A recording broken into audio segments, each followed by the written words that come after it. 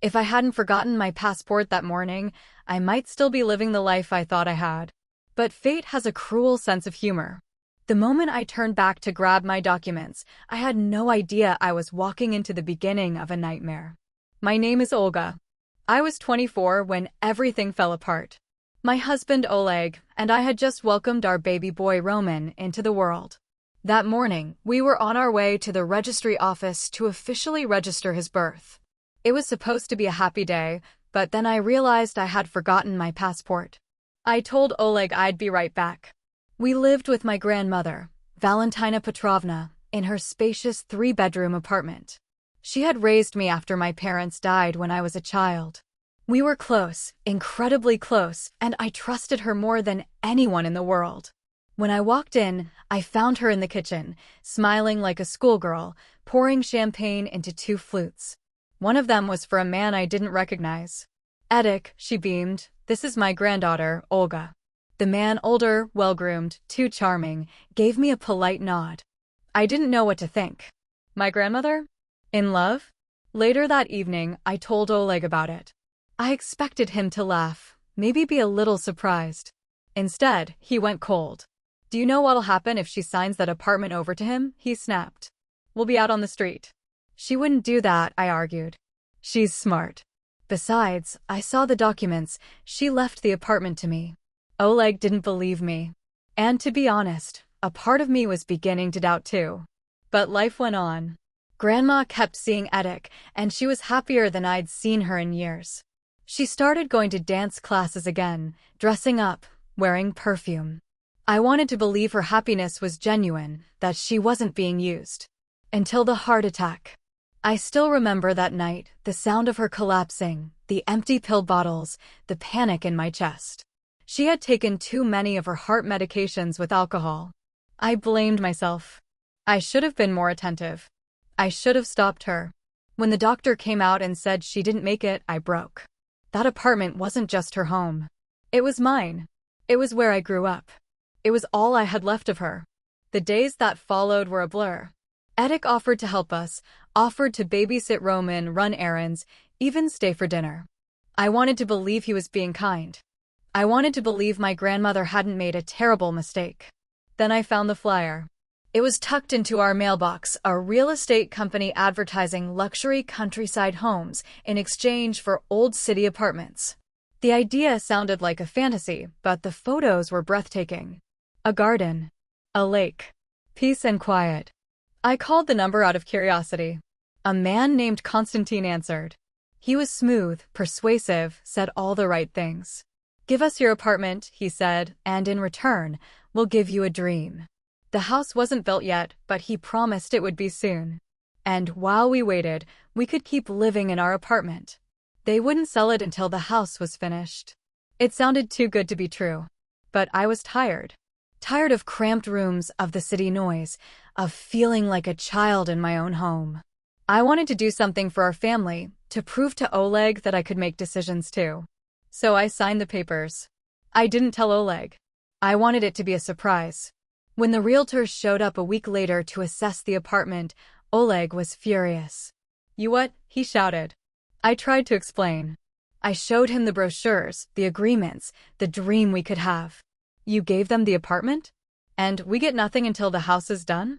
What if they're lying?" "They're not," I said. "They said we could live here until it's ready." Except they hadn't meant that. A few days later, the apartment was listed for sale online. A family came to view it. I asked them to leave.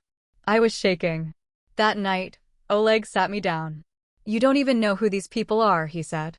"You trusted them with everything." "I wanted to help," I whispered. "I wanted to do something for us." "I married you," he said quietly, "not your grandmother's apartment." His words hit me like a slap.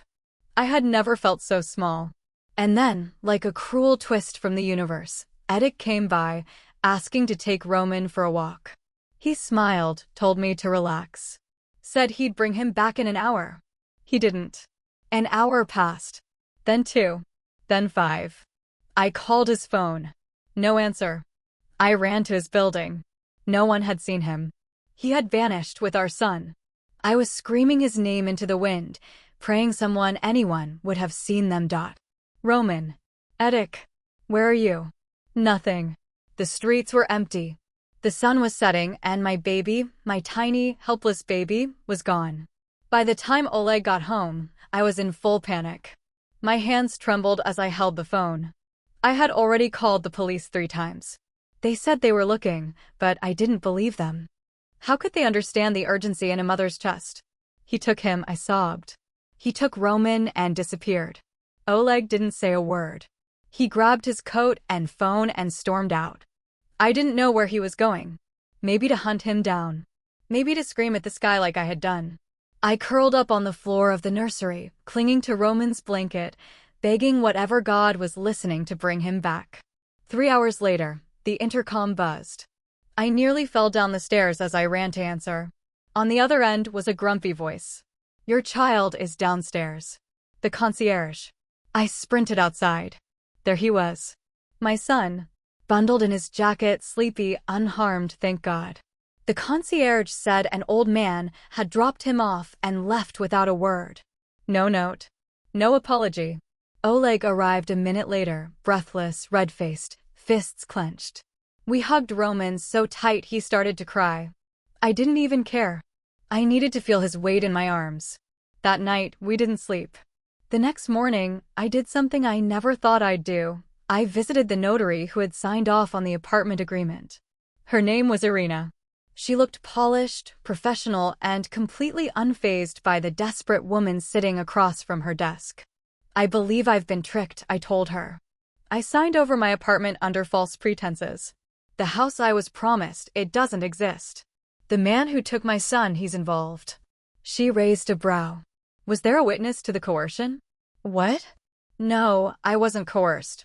Then the contract is valid. My jaw dropped. However, she continued, adjusting her glasses, if you'd like, I can issue a cancellation for the purchase agreement of the house. But the apartment? That was a separate contract. A gift deed. Non-reversible. I didn't give it away. I cried. I traded it. I was promised something in return. She smiled like a predator smelling blood. Then perhaps next time, you'll read the terms more carefully. I walked out of her office in a daze. My legs barely held me up. This was real. I had truly given away our home. For nothing. I told Oleg everything. He was livid. Not just at the notary at me. Why didn't you come to me first? Why didn't you ask for help? Why would you trust a stranger with everything? I wanted to surprise you, I whispered. I wanted you to be proud of me. He didn't say anything. He just stared at me, a look I'd never seen before. Disappointment. Disgust. Maybe even hatred. That night, we barely spoke. The next few days were a nightmare. A new family came to see the apartment. A locksmith changed our locks. We were being evicted from the home I grew up in, from the place Roman had taken his first steps. I begged the real estate agent to give me the buyer's contact. His name is Vasil Makaretz, he said. But that's all I can tell you. Privacy laws. Makaretz. I had never heard the name before, but something about it felt wrong. Oleg and I packed what little we had into bags. We moved into a cheap rental, 1 room, mold on the walls, a leaking bathroom, and no hot water. Roman cried every night. I cried silently beside him. One morning, while waiting in line at the post office to pay utilities, I saw him. Edek. Just standing there. Cool as ever. Holding a payment slip. I watched closely as he handed it to the clerk. The name on the account? Vasil Makaretz. My heart stopped. It was him. He was the one who now owned our home. The man I had trusted. The man who played with my son. Who sat at my dinner table. And I had handed him everything. I ran out into the street and called Oleg. My voice was shaking. It's him. Edek. He's Makaretz. He's behind it all. What? Are you sure? He was paying for the utilities. The account is under that name. When Oleg got home, he pulled out all the paperwork. Wait a second, he muttered. This signature, this one here, it's identical to the one on the moving invoice. He signed both. It was proof. But it wasn't enough. We tried to confront him. He didn't answer his phone. He didn't show up at his building. He vanished. We filed a police report, but they said the apartment was transferred legally. No fraud. No coercion. Nothing they could do. I was losing hope. We were losing everything. And then, Oleg had an idea. If he wants money, let's offer to buy the apartment back. Buy it back. I scoffed. With what? We have nothing. Credit, he said. We'll get a loan. It sounded insane. Risky. But it was our last chance. We contacted the agent again and said we were interested in purchasing the apartment. A few days later, we received a call. The owner, Makaretz, was willing to meet. I was terrified. I didn't know what we were walking into. But I knew one thing for certain. I would do anything to get my home back. The meeting was set at a neutral location, a real estate office in the center of the city. They told us we'd be meeting with the seller. They didn't say it was him. But I knew. Of course, it would be him. I wore a dark coat and pulled my hair into a tight bun. Oleg looked calm on the outside, but his fists were clenched the whole time. He didn't trust himself not to lose control the moment he saw Edek. The door opened. And there he was. Edek. But not the sweet old man who used to bake cookies and sing lullabies to Roman. No, this man was cold. Collected. The friendly twinkle in his eyes replaced by something ruthless. Well, he said smoothly, adjusting his expensive coat. Didn't expect to see you two again. We want to buy back the apartment, I said, keeping my voice even. Name your price. He smiled, amused. You think this is a pawn shop? That I'll just hand it back because you changed your mind. You stole it. Oleg snapped. I did no such thing. Your wife signed everything willingly. Twice. I reached into my bag and placed a small folder on the table. We've secured a loan, $150,000. Take it or leave it. His smile faltered. For a moment, I saw a flicker of uncertainty. Greed. Through an agency, he asked, flipping through the pages. No, I said. Direct through a bank. Notarized. Legal. You get the full amount. He sat back, tapping his fingers against the table. Then, fine. But we signed the contract at the notary's office, and I want the money in my account before I hand over the documents. Not how this works, Oleg said. Money goes through the bank, contract gets notarized, then transfer. I don't do business that way, he said coldly. You won't get a dime unless you follow protocol, I said. Not this time. A long silence. Then, with a forced chuckle, he said, fine. We'll do it your way. We left that meeting with our nerves shot. But there was something else too, a flicker of hope. A sliver of a second chance. The next few days were a blur. We visited the bank, finalized the loan, and prepared every required document. We worked with Oleg's friend Volodymyr, a licensed notary who agreed to witness the signing. He had helped dozens of couples. But never one like us, tricked, desperate, clawing our way back from betrayal. The morning of the signing, I barely slept. Roman had a fever, and I was too anxious to rest anyway. My mind kept playing scenarios. What if Edek didn't show up? What if he ran again? What if this was all another trap? But he came, dressed in a slick navy suit, acting like he still held all the power in the world. Volodymyr was already seated at the desk. Mr. Makaretz, he said. Before we proceed, I need to confirm you're aware the money will be transferred only after the documents are signed and notarized. Is that clear? Yes, Edek said, brushing him off. And Mrs. Zuba, you understand the implications of this agreement? I nodded. Then let's begin. The contract was thick. Dozens of pages, full of legal jargon that would make anyone dizzy. But I didn't care. I just wanted to sign it, stamp it, and never see this man again. Where's the payment? Edek asked impatiently. It'll be wired immediately after registration, Oleg replied. That's when it happened. Edek stood up suddenly. No deal, he barked. This is a scam. What? I gasped. I changed my mind. I want $200,000 now. Cash. Or I walk. You can't just change the terms, Volodymyr said sternly. Watch me, Edek sneered. Oleg rose from his seat. His voice was dangerously low. You think you can keep playing games? I'm not playing. This is business. If you can't keep up, then you lose. He started heading for the door. No, I cried. Please don't walk away. You have our lives. Our son's future. He turned and looked at me for a long time. And then he said something that chilled me to the bone. You gave it to me. All of it. I just said thank you. And with that, he walked out. Volodymyr was the first to speak. I've never seen anything like this. He had everything to gain and just stormed out. He thinks he's untouchable, Oleg said through clenched teeth. I sat frozen, stunned. Then Volodymyr leaned forward and said quietly, he may have one thing wrong. What? I asked. He left behind his signed draft. It's not notarized yet, but it's something. And there are options. My heart leapt. Like what? I'll look into it. But if he tries to sell again, we might be able to block it.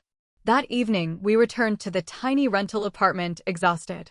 I held Roman close, kissing his forehead, whispering apologies he didn't understand. Oleg poured himself a drink. We're not giving up. We can't. I don't care if it takes 5 years. We're getting our home back. I believed him. Because he'd never said that before. Not like that. Because in that moment, we weren't just surviving, we were fighting back. After Edek stormed out of the notary's office, I felt like the last thread holding me together had snapped. The dream of getting our home back crumbled right in front of me. We had the loan, the paperwork, the notary, everything. But it wasn't enough. Not against someone who had no conscience and knew how to manipulate the system. The next few days blurred together. Roman's fever went down, but mine didn't. Not the one burning in my chest. A fever of shame, rage, helplessness. That's when Volodymyr called. I checked everything, he said. Legally, the transaction is airtight. He holds the deed, and the donation agreement you signed can't be reversed without evidence of coercion or fraud. I was tricked, I said, my voice cracking. Isn't that enough? Not in court. He can say you misunderstood, that it was a miscommunication. But he sold the house he promised us to someone else. That's morally wrong, but not criminal, unless we can prove he never intended to deliver. I hung up and burst into tears. My hands trembled. Oleg wrapped his arms around me, holding me like he hadn't in weeks. We're not giving up, he said again. There's always a way. But there wasn't, not through courts, not through police, not through agents or notaries. I had tried everyone. Until fate intervened. Again. I was at the post office, paying our electricity bill. Roman tugged on my coat, asking for a candy from the counter. As I fished through my wallet, a familiar voice floated through the crowd. Excuse me, miss, I forgot my ID again. I turned. Edek.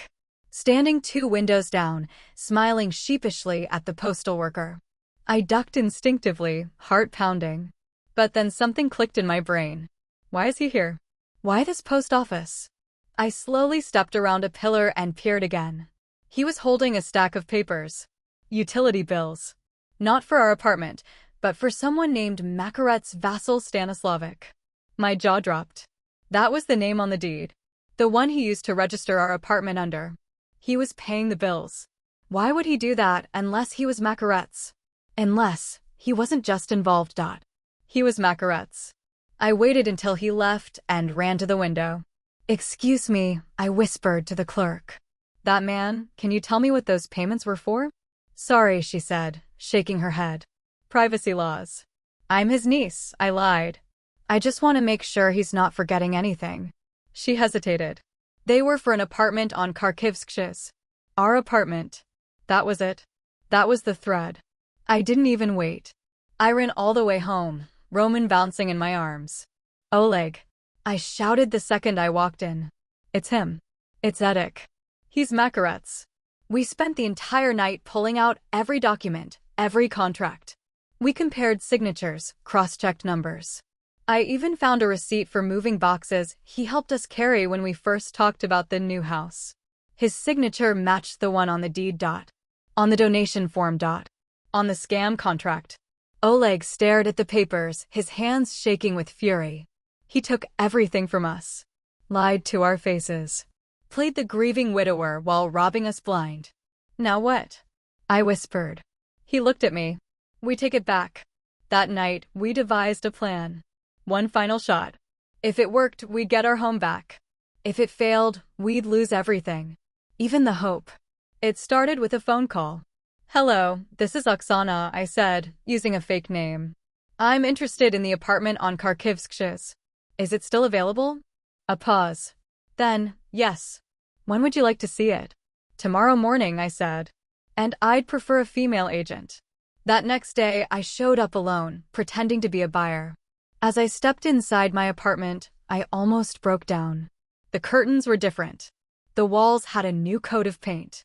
But it was mine. I could still feel my grandmother's perfume in the corners. Roman's laughter echoing off the hall. "Beautiful place," I said to the agent. "Can I see the documents?" "Of course," she said, handing over a folder. There it was. The deed. The donation. The name. Makaret's vassal Stanislavic. And in the copy of the passport, a photo. Not blurred. Not blacked out. It was him. Edek. My hands clenched the folder so tight the paper nearly tore. "May I meet the owner?" I asked calmly. "Oh, he's very busy. He only comes for the actual signing. Could I get his number, maybe?" She laughed nervously. "I'm not allowed to give that out." But I had what I needed. Proof. That night, we brought it all to Volodymyr. He examined the documents carefully. This is good," he said. "It won't get you the apartment back right away, but it's proof he used a false identity. He concealed it. You can file a case now. Will it stop him from selling?" "If the court freezes the deed, yes. But we can't wait months," I said. "We don't have anywhere else to go." "Then you might need to play dirty too," he said carefully. We looked at each other. We were ready. Whatever it took. Because this wasn't just a scam anymore. It was a war. The next morning, I barely slept. The documents we now had gave us leverage, but not a resolution. We couldn't go to court and wait months. Edek, or rather, Makaret's, was moving fast. The apartment was actively listed. A buyer could come through any day, and once the deal closed, it would be too late. I sat at the kitchen table, staring at the teacup in my hands like it held the answer. Roman played on the floor beside me. Oleg paced behind me like a caged animal. "We need to move fast," he muttered. "If that place sells again, we're screwed." "What about what Volodymyr said, playing dirty?" I asked, cautiously. Oleg stopped pacing. He looked at me, grim. "I have an idea. But it's risky." "Tell me." He explained. "We'd pretend to be interested buyers. Offer to purchase the apartment, again, for a high price. Enough to catch Edek's greedy eye. But we wouldn't go through the agency this time. We'd meet him directly, sign a new agreement, and get him to the notary under our terms, with our trusted witness." "Wait," I said. "You want to buy back our own apartment?" "I want to bait him into revealing himself officially, on paper, in front of a notary. Then we'll freeze the deal, file fraud charges, and use that as a basis to get the original contract voided." "That's crazy." "It's the only way." I thought about it. And finally, I agreed. We called the agency again and said we'd changed our minds. We wanted the apartment and were ready to offer more. A lot more. 150,000, I said over the phone. "But we want to meet the owner directly." It worked. He called back. Well, Edek said, his voice smug even through the phone. "Oksana, was it? We have a deal. When can we meet?" "Tomorrow." "Bring cash or proof of funds." "I'll bring the documents." I wanted to scream at him, curse him, ask how he could smile and steal from the people who loved him like family. But I stayed calm. "See you tomorrow," I said. Oleg and I spent the evening preparing with Volodymyr. He agreed to act as the notary and handle the transaction. Secretly, we'd already filed a preliminary fraud complaint, and Volodymyr had submitted a freeze request with the property office. If we could get Edek to sign anything as Makaret's again, it would support our claim. We were walking into a trap, but it was our trap this time. The next day, Edek showed up right on time. He was wearing a gray blazer and a smug grin. Well, he said, stepping into Volodymyr's office. "Nice little setup. You folks seem serious. You have the documents?" Oleg asked coldly. Right here, he said, pulling out the deed. Still mine. Still legal. Volodymyr examined them, nodding slowly. Everything looks in order. Do you consent to sell to this couple for the agreed amount? Yes, Edek said. And you are? Makaret's vassal Stanislavic? Yes, he said again, signing the name with a flourish. That was it. The final proof. The moment he confirmed the fake identity in a legal setting, with our lawyer present, he committed fraud on record. Oleg and I exchanged a look. It was done. Volodymyr calmly stood. Thank you, Mr. Makarets. This has been very helpful. You'll be hearing from our lawyer. And probably the police. What? Edek's smile dropped. What the hell are you talking about? You're not Makarets, I snapped. You're Edek. And we have every signature, every document, and now this, a taped statement of your impersonation. You tricked me, he shouted, rising to his feet. You tricked us, Edek. I yelled back, shaking. You stole our home, used my grandmother's trust, and almost kidnapped my child. He lunged forward, but Oleg stood up and blocked him. I'd sit down if I were you, he growled. Volodymyr pressed a button under the desk. Seconds later, 2 security guards appeared and escorted Edek out. As he struggled against them, he shouted over his shoulder. You'll regret this. You'll never get it back. But I already knew. We had what we needed. It took 2 more weeks. The court granted a temporary freeze on the apartment's ownership. The fraud report moved quickly thanks to the evidence we provided: video, audio, documents. Even the notary's testimony sealed it. The court ruled the original donation null and void due to misrepresentation and identity fraud. We got our home back.